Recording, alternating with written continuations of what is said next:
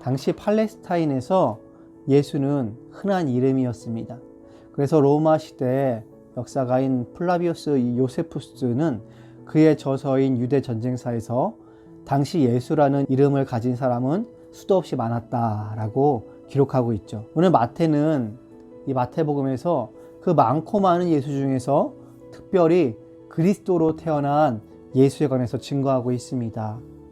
예수는 누구입니까? 예수는 그리스도십니다. 예수가 그리스도라는 것이 의미가 있는 것입니다. 그 많고 많은 예수 중에서 그리스도로 구별되는 예수. 이 예수 그리스도는 누구십니까? 이분은 하나님이십니다. 이분은 우리의 왕이시고요. 신이시며 구원자, 구세주임을 믿으십니까? 이 한 단어 한 단어에 굉장한 의미가 있고 이 한 단어 한 단어는 저와 여러분의 신앙 고백인 좀 있습니다. 기독교가 유대교 및 이슬람과 다른 것은 무엇입니까? 다른 종교와 다른 것은 무엇입니까? 바로 예수를 그리스도요 하나님으로 믿기 때문입니다. 할렐루야. 예수를 그리스도요 하나님으로 믿기 때문에 다른 것이죠. 이 예수님은 어떠한 분이십니까? 초기 그리스도교 시대의 외부인들, 즉 예수 그리스도를 믿지 않는 사람들, 그리고 이 그리스도교를 비판하는 자들은요, 예수를 단지 마법사 정도로 여겼습니다.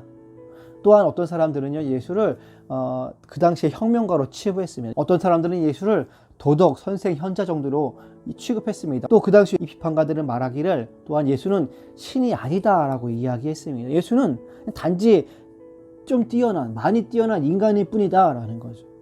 뭐 더 인정해 주자면, 더 나아가서 한껏 봐준다면 예수는 마치 그리스 신화의 이 헤라클레스 같다는 거죠. 헤라클레스, 인간이지만 뛰어난 업적을 쌓아서 마치 그가 그를 신처럼 높이 여겨졌을 뿐이다.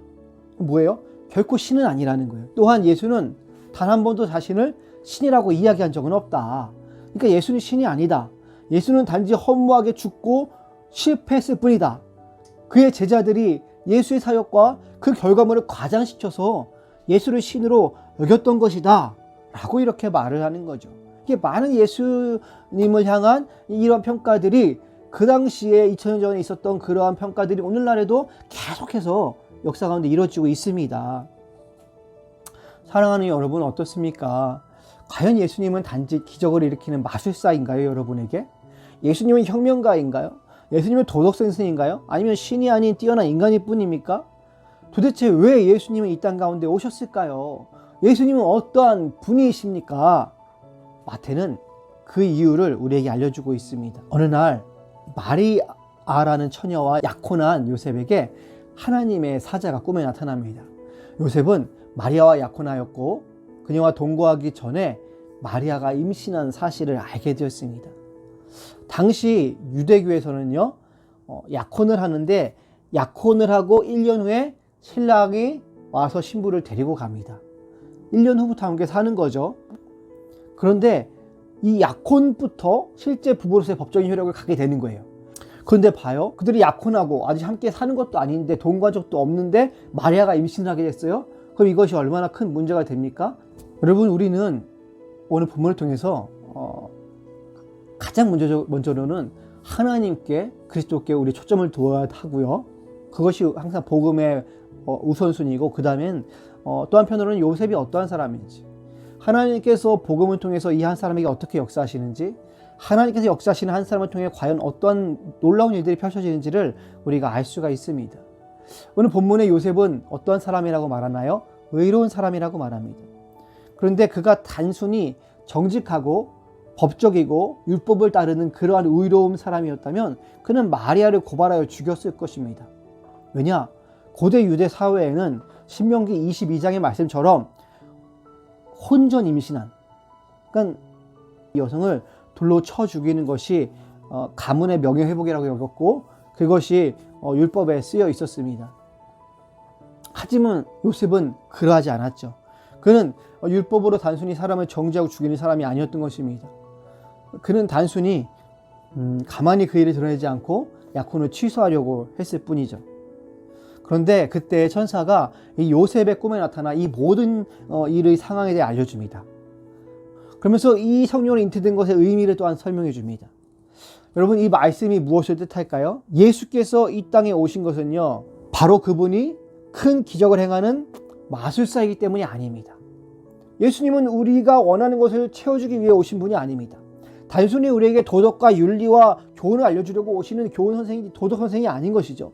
단순히 우리의 삶 가운데 큰 혁명을 일으키고 사회를 변화시키기 위해서 오시지 않았어요. 단순히 그것이 목적이 아니었습니다. 예수님의 오심은 우리를 영원히 죄와 사망으로부터 구하기 위해서임을 믿으시기를 바랍니다. 여러분, 기적도 필요하고 우리 삶 가운데 변화도 혁명도 필요합니다. 도덕과 윤리도 필요합니다.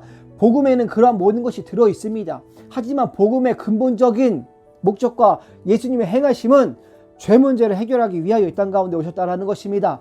사망과 저주를 해결하기 위하여 오셨다라는 것이죠. 왜 예수님께서 성령으로 태어나셨을까요?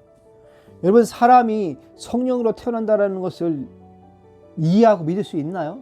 많은 사람들은 성령으로 태어났다는 이야기 들으면 조소를 합니다. 어이없어 해요. 야, 그럼 무슨 말 같지도 않은 얘기를 하냐? 세상에 성령으로 태어난 사람이 어딨냐? 신이 인간으로 태어났다는 것을 이해하기 어렵습니다. 믿을 수가 없죠. 여기서부터는 신앙의 영역이고 어느 정도 또 이해의 영역, 어느 정도 이해의 영역이 있지만 그것을 초월해서 신앙의 영역, 믿음의 영역인 거예요. 여러분, 우리가 여전히 우주의 탄생과 그리고 그 우주의 탄생 이전에 대해서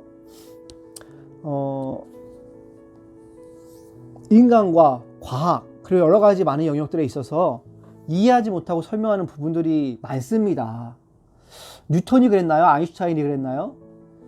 내가 발견한 그것은 이 많은 백사장에서 반짝이는 모래알 하나? 그거 발견한 것 같다라는 거죠. 과학과 인간이 아는 것은 참 유한하고 적은 부분인 거예요. 사람과 사람의 관계 가운데 한 아이가 태어나는 것이, 여러분, 우리는 그 현상을 알고 있고 이 단계에 무슨 일이 일어날지는 알지만 어떻게 그 아기가 그 몇 개월마다 조금씩마다 그 행동과 그 모든 것이 바뀌고, 밥을 먹으면 트름을 시켜줘야 되고, 그 아기가 태어나는 것이 과연 누가 정하고 그 원리가 어떻게 된 것인지 그 시초를 알 길이 없습니다. 천지가 창조되는 것, 이 죽은 인류를 살리는 것조차가 인간이 이해되지 않는 초자연적인 일인 거죠. 성령으로 인한 잉태 역시 초자연적인 기적입니다. 죽을 인류를 살리는 일 역시도 초자연적인 것이죠. 그것을 위해서 창조주 하나님께서 그분의 사랑과 능력으로 단 한 번 그 성령으로 인한 잉태와 그 기적을 행하셨습니다. 우리의 믿음과 우리의 신앙 또한 우리가 100% 알고 이해하고 다 믿고 보고 듣고 맛보고 뜯고 한 게 아닙니다. 그것이 우리에게는 어느 정도 이해가 되고 합리적으로 보이고 그것에 우리의 마음과 우리의 믿음과 우리의 삶을 투자하고 거기에 믿음을 놓을 가치가 있어 보이기 때문에, 그리고 그것이 우리에게 있어서 많은 것을 설명해주고 알게 해주고 또 위로를 주기 때문에 그런 것이죠. 성령으로 인한 잉태 역시도 우리는 그러한 이해 가운데, 수준 가운데 받아들여야 할 것입니다. 여러분, 아담 이래로 모든 인류는요, 원죄를 갖고 태어났죠. 모든 인류의 과거와 현재와 미래의 모든 죄를 대신 지고 죽을 사람은요, 죄 없는 사람이어야 합니다. 죄 있는 사람이 대신 지고 죽을 수는 없잖아요. 그런데 아담의 핏줄 가운데 태어난 사람은요, 죄 없이 태어난 사람이 있습니까? 단 한 사람도 없습니다. 오직 성령으로 태어난 자만이 죄 없는 사람으로서 모든 인류의 죄를 대속할 수가 있다는 것입니다. 그러므로 하나님이신 예수님께서 친히 육신의 몸을 입고 이 땅 가운데 성령으로 잉태되어 태어난 것입니다. 성령으로 잉태되면서 동시에 아브라함과 다윗의 자손으로 인정받았다라는 거죠. 이러한 천사의 이야기에 요셉은 어떻게 반응합니까? 그는 약혼한 아내 마리아를 데리고 옵니다. 그리고 말씀에 순종하죠. 이것은 우리에게 무엇을 알게 하나요?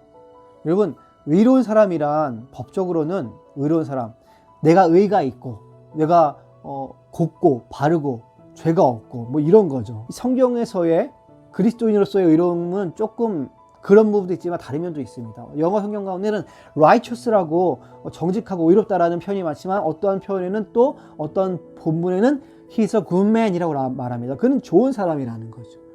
여러분, 그리스도에서 의로운 사람은요, 율법적인 걸 단순히 말하지 않습니다. 더 나아가 그냥 요셉이 처음에는 가만히 끊고자 했잖아요.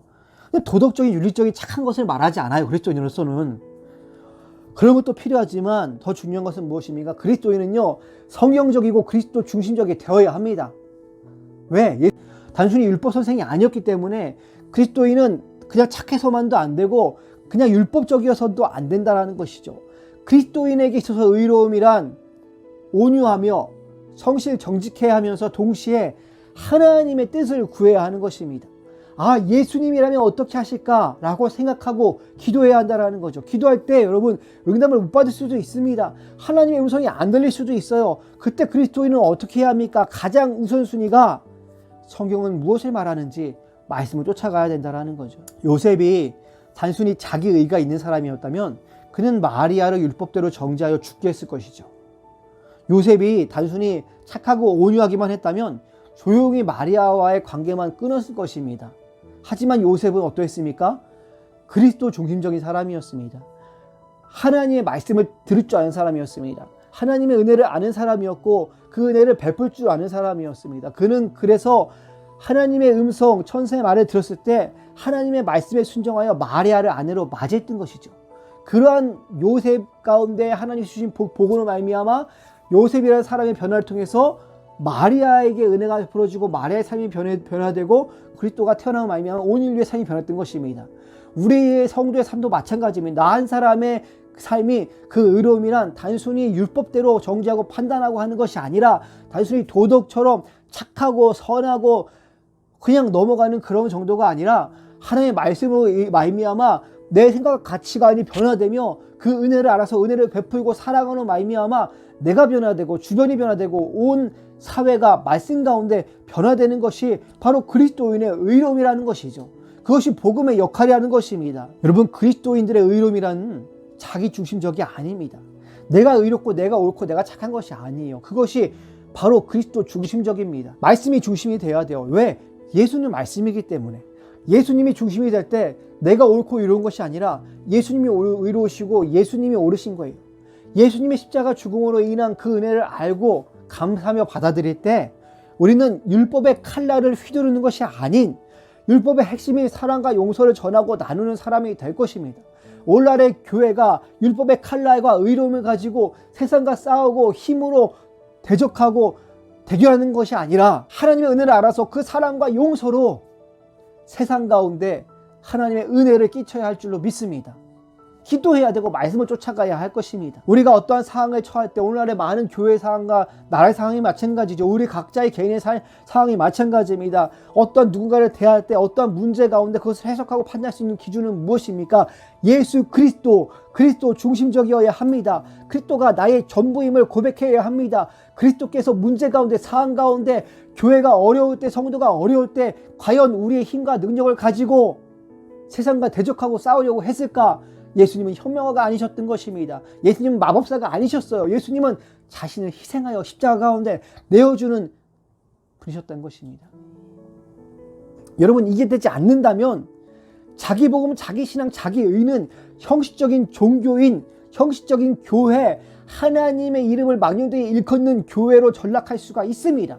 오늘날 신앙인과 교회들이 그렇게 돼버리고 있지 않습니까? 세상 사람들과 알력싸움 힘 겨루기를 하고 있어요. 누가 더 크냐, 누가 더 힘이 세냐를 말하고 있다는 거죠. 우리의 삶과 우리의 신앙 모든 것이 그리스도를 통하지 않고는 해석할 수가 없습니다. 그래서 그리스도가 전부시다라는 고백을 우리는 해야 되는 거예요. 예수를 통하지 않는 복음, 신앙, 설교는 있을 수가 없습니다. 그리스도의 십자가를 통과하지 않는 교회, 그리스도인은 형식이요, 부족함이요, 껍데기입니다. 그리스도가 우리의 전부입니다. 그러면서 이 예수께서 태어나신 것은 어떤 의미가 있느냐? 그 이름을 임마누엘이라 하리라, 그죠? 그 임마누엘은 무슨 의미냐?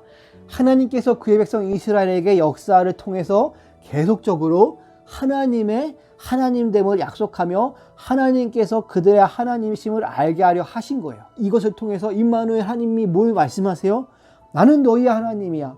난 너희 가운데 크고 놀라운 일을 행할 것이고 행하고 있고 행했어. 너는 나의 존재를 신뢰하지 못하고 나를 믿지 못하지만 나는 처녀가 잉태하여 아들을 낳게 함으로써 내가 너희 가운데 살아있고 역사하며 나는 너희를 사랑하며 나의 언약을 끝까지 이루고야만은 하나님이 이것을 너희로 알게 하겠다라고 말씀하시는 거예요.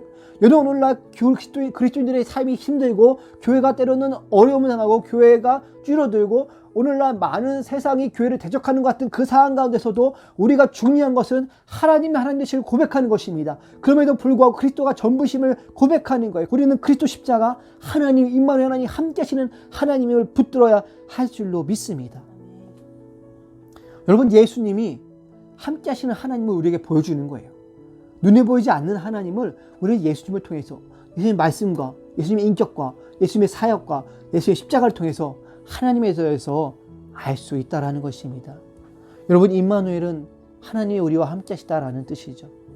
예수님께서 인간의 몸을 입으시고 이 땅 가운데 오시는 말미암아 하나님의 함께 하심을 우리에게 보여주셨습니다. 왜 하나님이 우리와 함께 하실까요? 왜 함께 하시기 원하실까요? 이런 질문을 제가 들은 적이 있습니다. 하나님은 왜 사람을 창조하셨나라는 질문이죠. 저는 그렇게 생각합니다. 함께 하기 위해서, 사랑하기 위해서. 하나님께서는 에덴 동산에 아담과 하와를 창조하셨죠. 그들과 함께 하셨습니다. 삼위일체 하나님은 본질적으로 완전한 분이세요. 부족함이 없는 분이세요. 무엇인가를 필요로 하지 않는 분입니다. 그분이 부족함 때문에 인간을 창조한 게 아니에요.